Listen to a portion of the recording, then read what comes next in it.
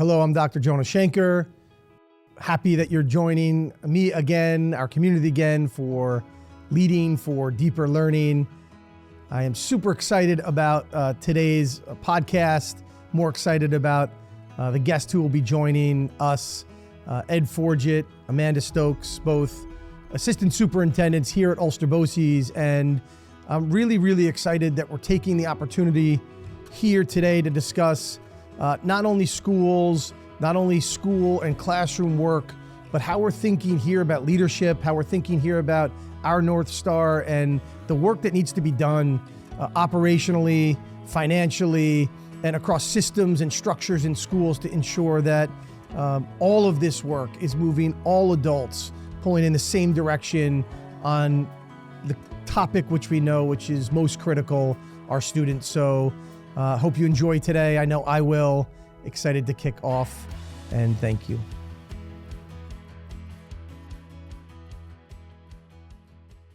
Good morning. So we're here at the Career and Tech Center in Port Ewen, one of our facilities. I'm joined by two of the assistant soups that I get to work with here at Ulster BOCES. I'm excited about the conversation this morning because a lot of the things that we talk about in education are student facing. And I think one of the amazing things that we're doing, trying to improve is think about what this work means for non-student facing, what this means for financial planning, what this means for working with our components from an economic and business standpoint, our systems, our structures, and that isn't happening everywhere. So I am super excited that you two are joining me this morning to talk a little bit about what that work looks like. So let's start and have a conversation a little bit about your journey into education, the things that inspire you, what you're excited by, and obviously who you are and your role here at Ulster BOCES. So you want to kick us off, Amanda? Sure. Amanda Stokes, Assistant Superintendent for Administration here at Ulster BOCES. I began my leadership journey a long time ago. So I started working for a school district, a small school district in New York State in Ulster County, West Park. And I had a business official who didn't love to join the BOCES monthly business official meetings. So she sent me in her place, and I got to witness firsthand at a young age what leadership in business looked like for our local schools. And I thought that was what I was going to pursue, and instead bought a house, got married, had a family, and years went by, and it wasn't until about 18 years later that I had a business official say, "Didn't you want to do this?" And the answer was yes, but I think that ship sailed. And she was like, "No, I'm going to retire. You should do this." And so I said, "Okay." She said, "Well, hurry up because I want to retire." So that was like a Thursday, and by Monday I was starting class. Complete whirlwind of time and getting all the certifications and getting into the position. And she left me before I was finished, but I got into the role, and I think this is where I was meant to be. I love it.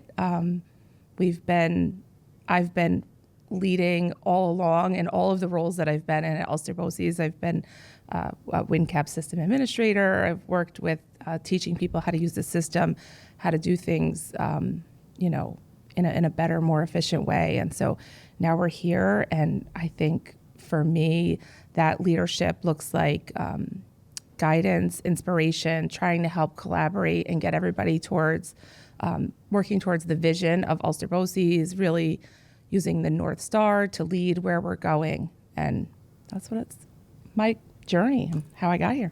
Awesome. Thank you. And I want to hold for a second, that idea of your journey and your journey here at Ulster BOCES. That's going to be relevant to conversation when we get into, I think, the perspective that you have, which is you've seen different leadership, you've seen different styles. So we'll come back to that. But Ed Forgit, you are with us here at Ulster BOCES now. We're happy to have you, and hoping that you are happy to have us. So tell us a little bit about who you are, your story and why you're so happy now. Well, quite a few things to be happy about. My journey started in business, actually. I was a business official in a retail organization and did operations management, but always had the passion for education.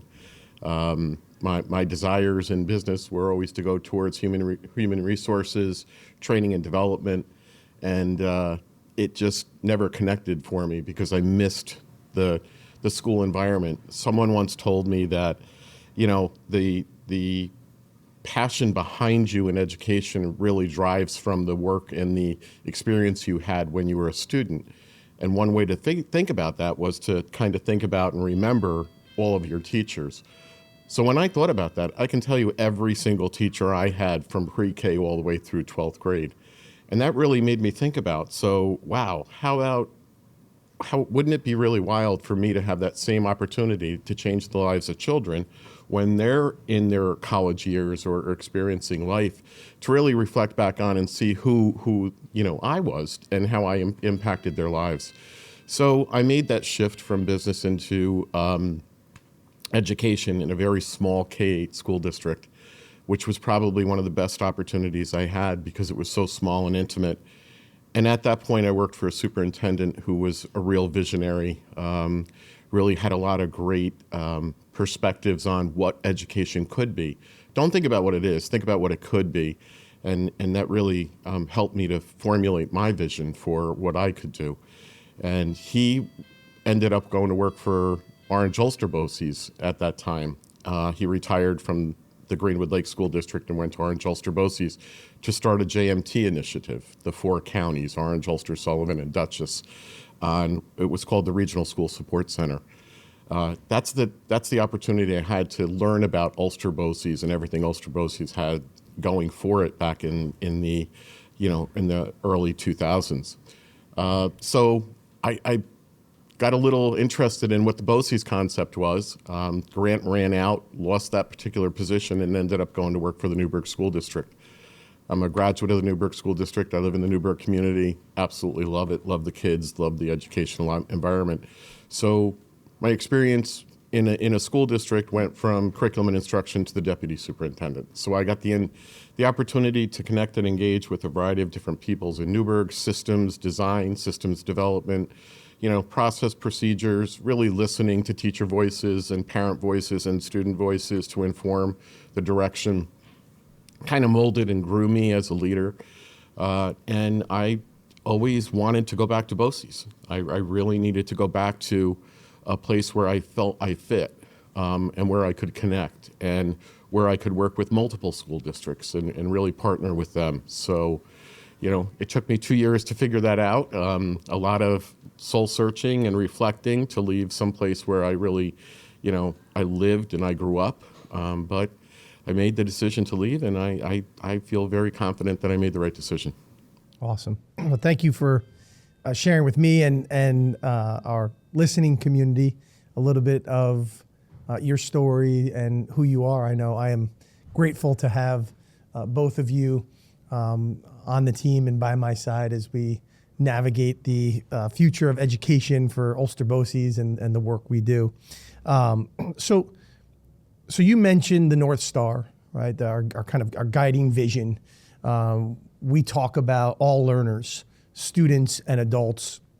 We talk about those learners being able to foster their unique self, bringing them together, contributing to community, working on building capacity, and this idea of cycles of inquiry and reflection and learning as a process. And then we think about financial planning, resource allocation, operations to support this BOCES-wide vision. Can you talk a little bit about how you've thought about, struggled with, the transition of what would be kind of this academic vision to helping folks in non-academic spaces understand that it really matters for everybody, that we're all pulling in the same direction. And just, again, your own grappling and journey and thoughts and your work as systems leaders with both your divisions, but you two have a perspective of the harbor that is agency-wide. So being new in the organization, just starting in the summer, it's been a lot of kind of looking, listening, and learning and observing. And one of the things that drew me to Ulster BOCES was the North Star. There aren't many organizations that can create kind of a vision in the four components that you did that really could transcend across the entire organization. So I don't think it's hard for me to kind of see how each of these commitments fit in the work. I think it naturally fits. You know, when you work for an organization that says, take time to think about who you are, understand who you are within yourself. Think about, you know, what drives you and what motivates you, and, you know, take the time to figure out what inspires you and gives you joy. Having an organization that gives you time to reflect on that and to see how that fits into the other components, I think is just a natural. When you think about community, you know, how do you work with other people? How do you celebrate other people? How do you work as a team? How do you coordinate? How do you organize? That's operations as well as the classroom. And, you know, an organization that takes the time to think about, how do I build your capacity? You know, I care about you enough to allow you to go learn more. I care about you enough to figure out what it is that drives you and how you can be better at what's important to you as well as to the organization. So capacity it's a gift to have an organization kind of value you that way. And then inquiry, you know, how do you walk around with that eyeglass and that you know, magnifying glass to figure out what works, what doesn't, and not how I fix it, how we fix it, you know, because it's understanding how I build the capacity of others to be able to address those things. Having that as a system and an organization, even though it's our North Star and commitments, it's really truly a system that can work to improve, you know, opportunities for kids across the entire county. Yeah, I love that. I love that perspective. And Amanda, I'll give you a chance to kind of continue that conversation, but add a little bit of a follow-up in there. And so we've got this North Star, which you've spoke about, and that's our why, right? That's what we're going to call back. It's the lens in which we hope to examine everything, and underneath that, you know, how we're getting to that. We talk about practices of crew. We talk about equity-based PBL, so not necessarily about the project, but the learning dispositions underneath projects where we're creating opportunities for a launch or people to really understand what the context is, have a common experience, to do design work and iterative work, not necessarily compliance work, although we have compliance work we have to do. And then again, celebrating the work that we're doing, and all of this kind of built on a foundation of belonging, or our DEI work, so that everybody can see themselves in the vision. I know we've had conversations, part of that work underneath the North Star, I think in non-instructional spaces or with adults, there's been clear connections. There's been other places where we're continuing to help folks understand. So, you know, Amanda, in terms of, you know, the full North Star, please, you know, add into that. And then you've been at the kind of underpinning work that we just kind of brought to the table all along. So if you could kind of weigh in on, you know, what perspectives you're seeing on the ground floor, again, with custodians and food service and account clerks, that we're trying to get on this same page. Yeah. One of the things that's really unique about a BOCES, right, is that we're a service agency. So part of what we do is operating like a business, but what we're really here for is students overall, whether it's our students, the component students, 4 counties wide worth of students. So what we have in the North Star, this kind of why and what we do, and all learners will, really relates to everyone, which is great because we need to make sure that everyone is focused on the same thing in order to work together, collaborate, make things happen. So the way that we're working is that we share the same why, the same North Star with all of our employees, all of the, like you mentioned, custodian, food service, our business office staff. They're using all of these things. They're developing capacity through PD. They're working on knowing that what they do affects kids and how, working on equity-based budgeting, making sure that we have the right technology so that the kids have the tools that they need to be successful in what they're doing. So it's so much more than just making sure that your service is operating and you're able to support the district and what they do to help food service. But really, if your food service cash register isn't operating properly, it might affect the way kids get to eat today. So everything that we do is so important and tied back to the academics. We have to make sure that when we're doing things like budgeting and planning, that we're planning for how to make students successful and how to be equitable amongst the funds that we're spending, and making sure that we're moving forward in the right direction, the way that we see the future of education. Yeah. So it got me thinking, which, as you both know, will pull me off script, and some of the Great. questions that we discussed beforehand that we'd be talking about, which I know Off script is my favorite. unpredictability is both of your favorites. But with that said, you know, when we talk about kind of this fostering of collaboration, the crew practices that we talk about, how do you do that? Balance that with the workflow that's on desks, and really thinking about fostering cultures and systems around shared accountability, right? I mean, at the end of the day, there are many employees in which you work with who are making decisions each and every day that ultimately come back to the work and responsibilities that you hold for the financial and operational wellness of this district, and then you're charged with the go, no go, or the blessing and approval of this on behalf of the superintendent each and every day. So when we think about how decisions were made, what accountability looked like, sharing across divisions over the last 5, 10, 15 years here at Ulster BOCES to where we are now, how are you thinking about that sharing of accountability and building systems that are fostering towards this kind of North Star?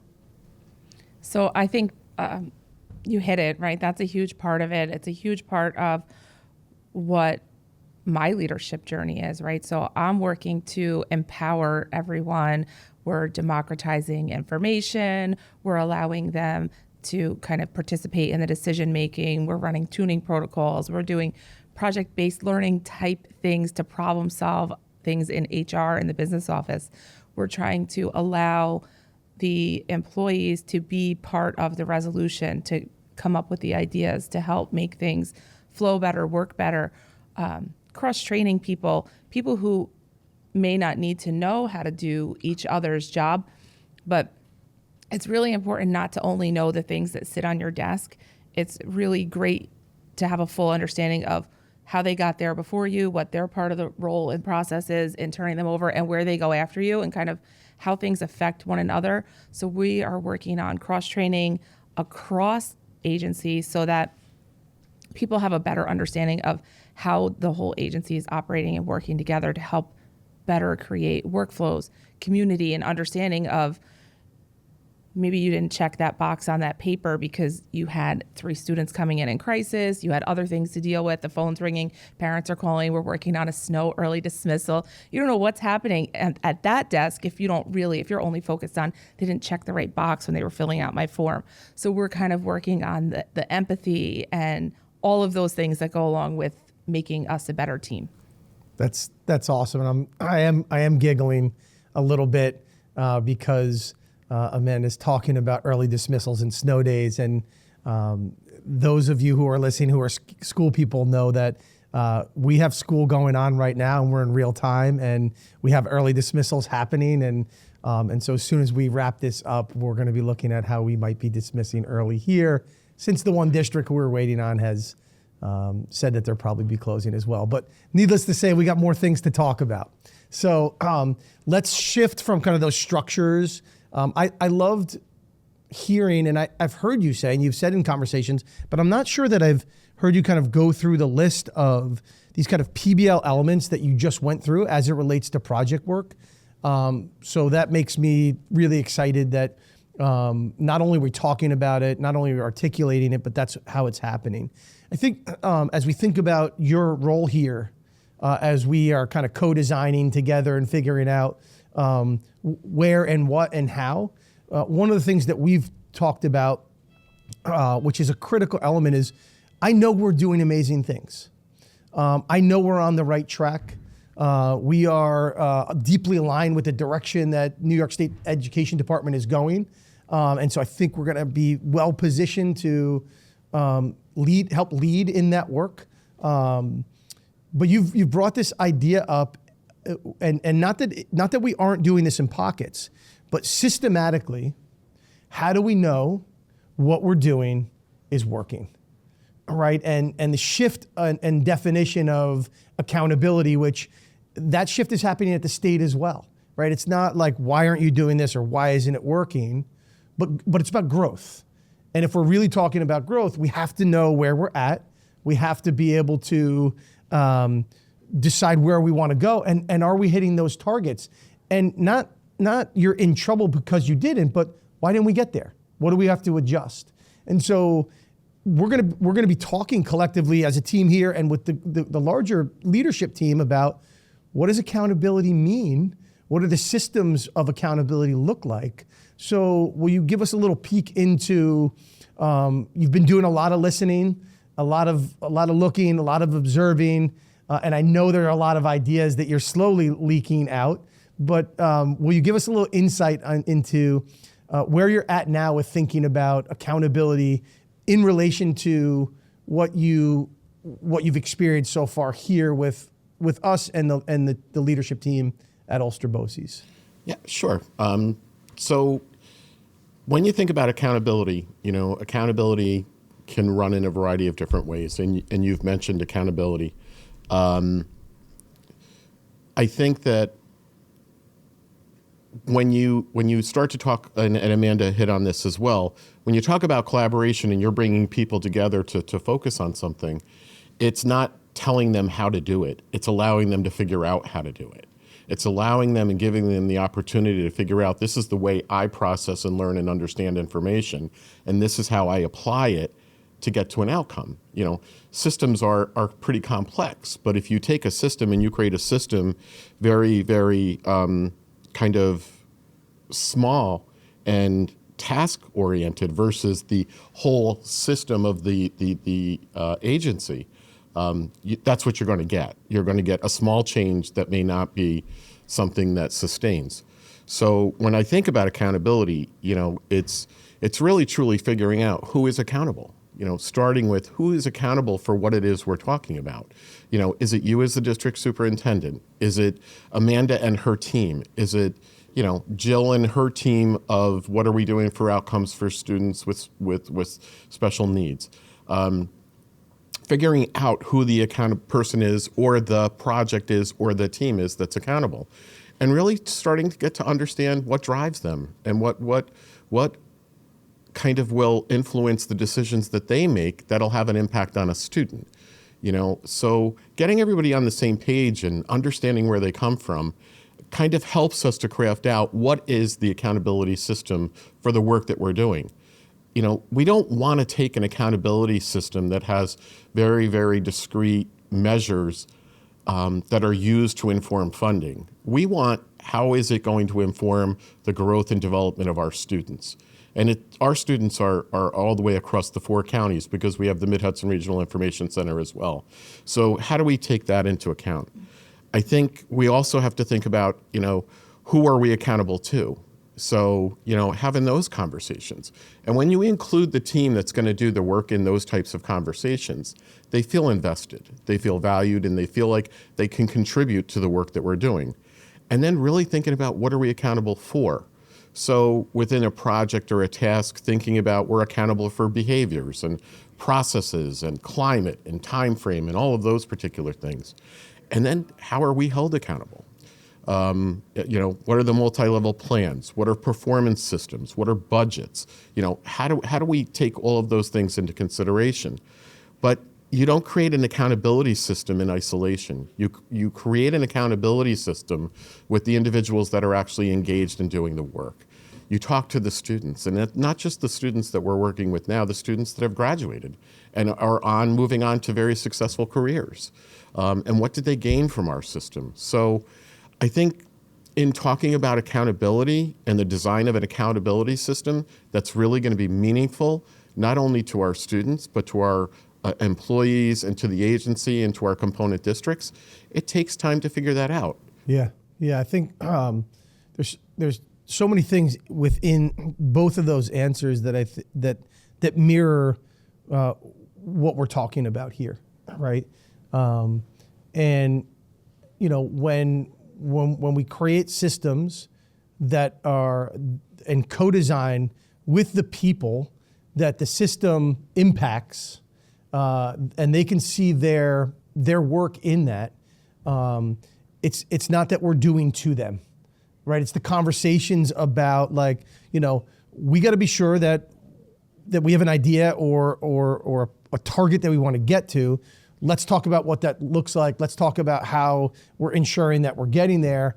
And that should be the pride point of that group, knowing that we're making progress, right? Like educators and humans want to develop, want to accomplish things. That's an innate piece where I think our typical accountability systems, as we know them, we're going to watch you, we're going to check you, we're going to make sure, and that alignment isn't there. And I think the last piece with that is, and often we do this here at Ulster BOCES because we're part of the education system that has accountability. Mm-hmm.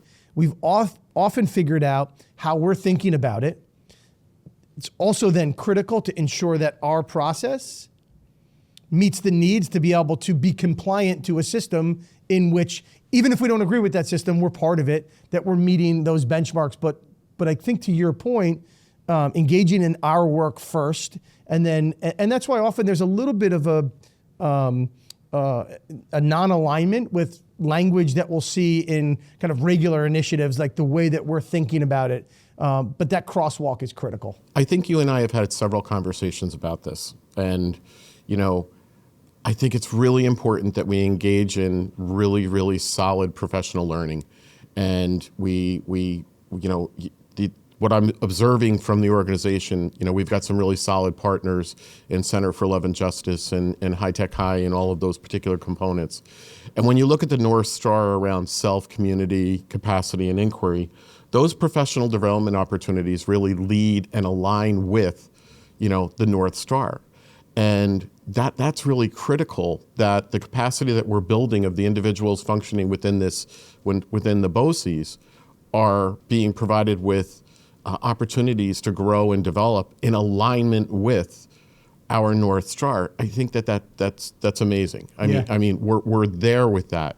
So the piece that you and I have had conversations around is, so when we look at all of this professional learning that's occurring with these people, what is it that we want to see, feel, and hear embedded in the practices, whether it's operations or the schools, as a result of doing that PD? Right.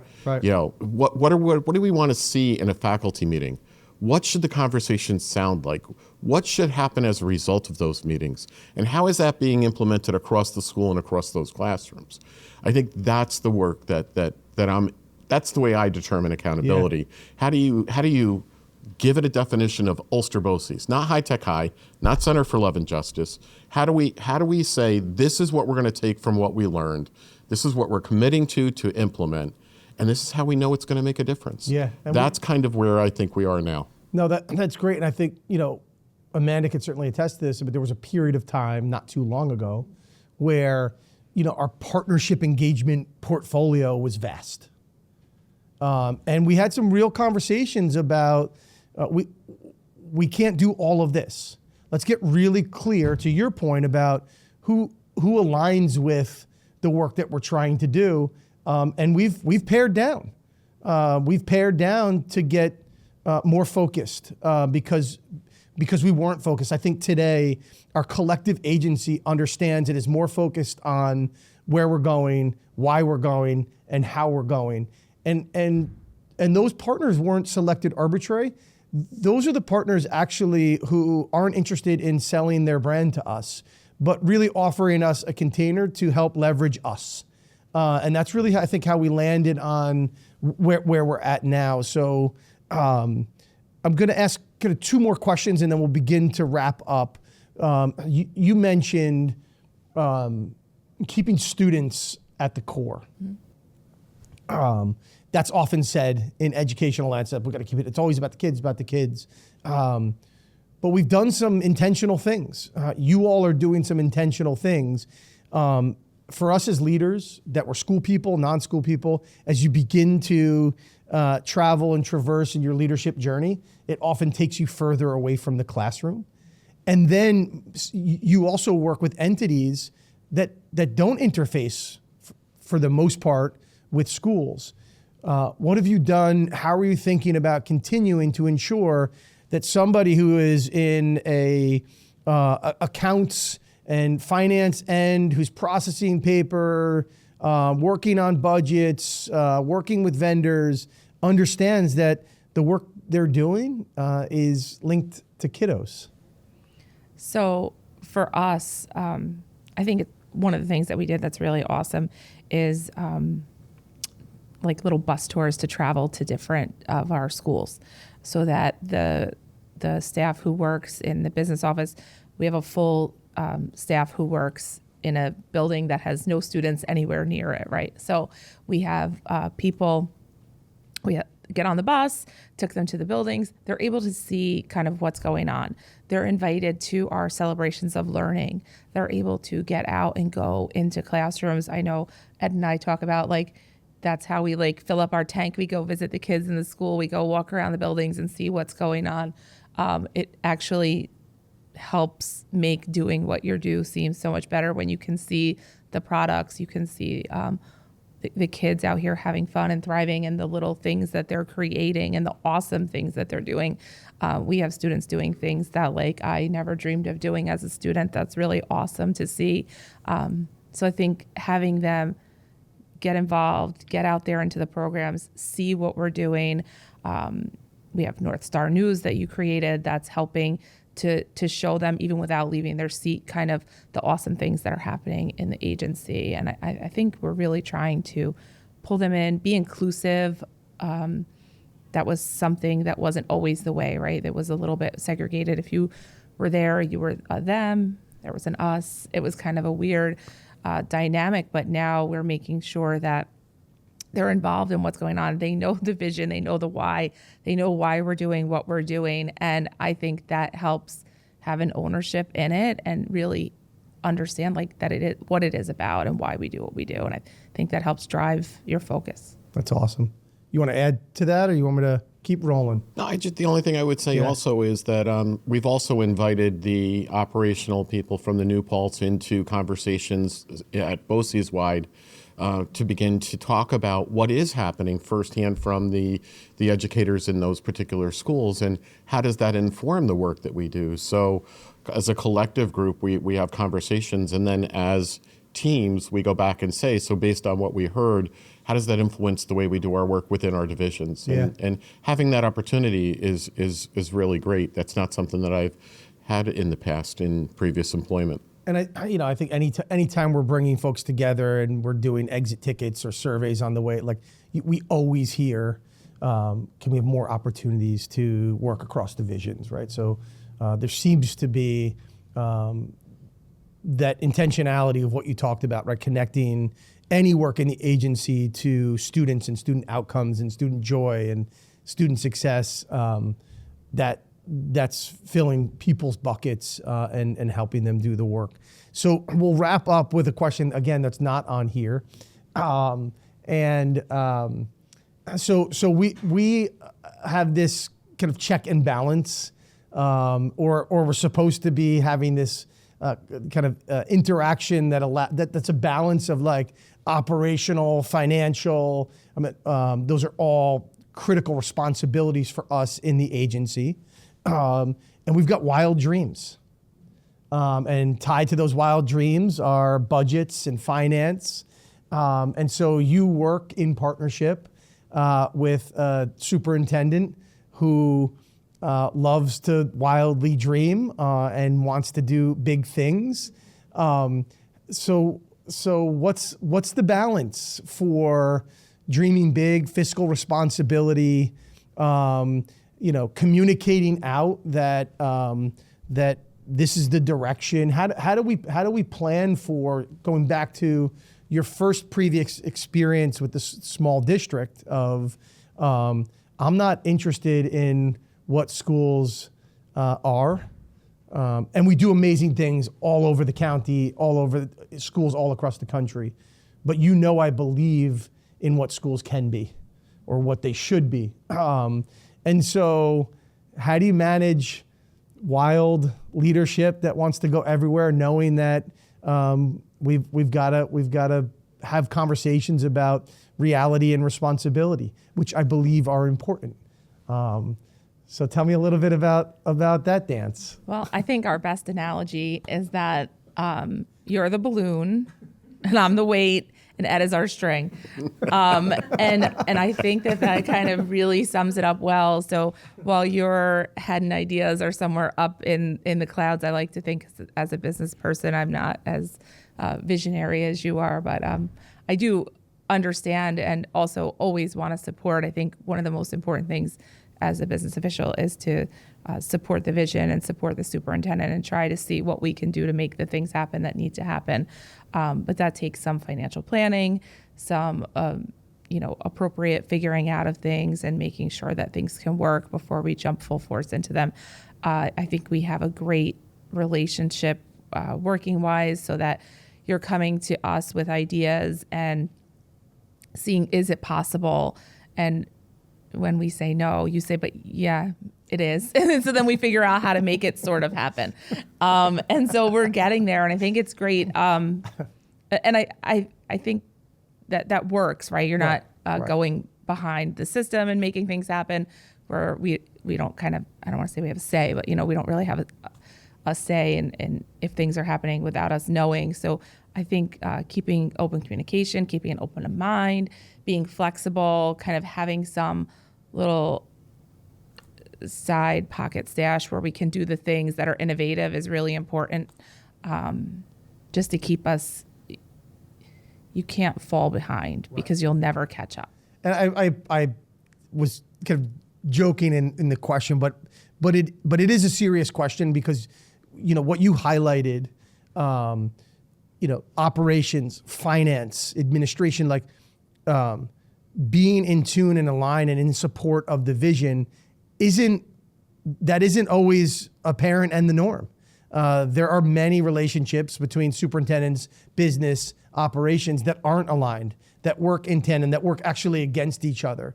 And so while the metaphor, I love being the balloon and I appreciate the weight, what you talked about, which is alignment of vision, figuring out how to get there, knowing that we may not be able to do that. We may have to delay doing that, or we may have to figure out how we're going to step into that. Those are real, and I know that. And so I want to make sure that that I appreciate the weight, but I need to turn to figure out a little bit about the string, because I'm not sure I've heard this analogy. Oh, so I want to hear a little bit about the string.